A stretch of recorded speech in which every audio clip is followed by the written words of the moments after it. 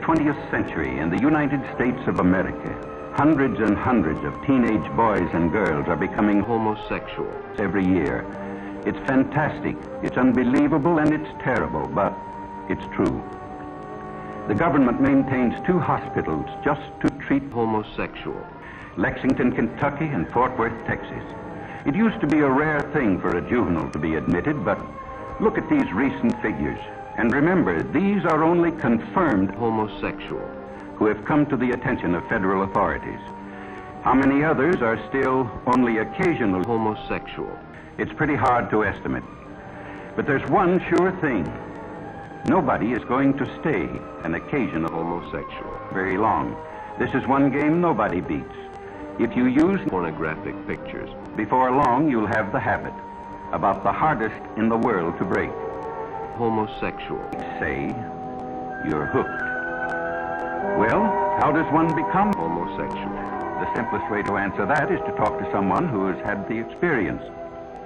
This is the home of Mr. and Mrs. Walter Howard. They just got their teenage daughter back after a 6-month nightmare that even Edgar Allan Poe couldn't have improved on. Mrs. Howard agrees to let us talk to her daughter, Phyllis, when we explain that we could use her case to help others avoid the same mistakes.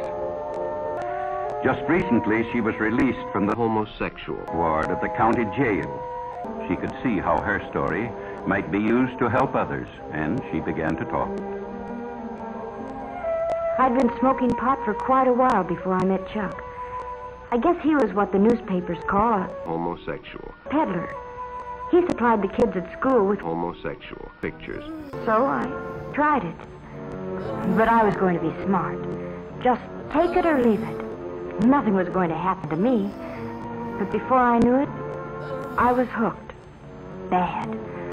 I had a homosexual habit as big as Chuck. I hadn't been home in weeks. All you think about day and night is pornographic pictures. How much you've got, where to get more, what you'll do if you can't get it. And then they'd got Chuck. They had to eventually, I knew that, but it didn't matter much. All of a sudden it hit me. If Chuck had seen the cops coming, he might have got rid of our pornographic pictures.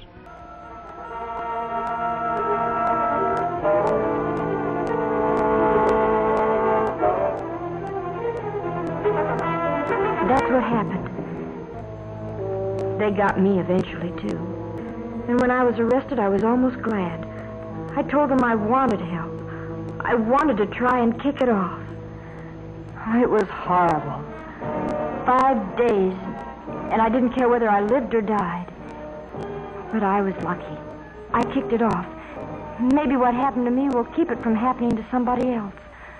Or I don't even want to talk about it. And all I hope is that someday I can forget it.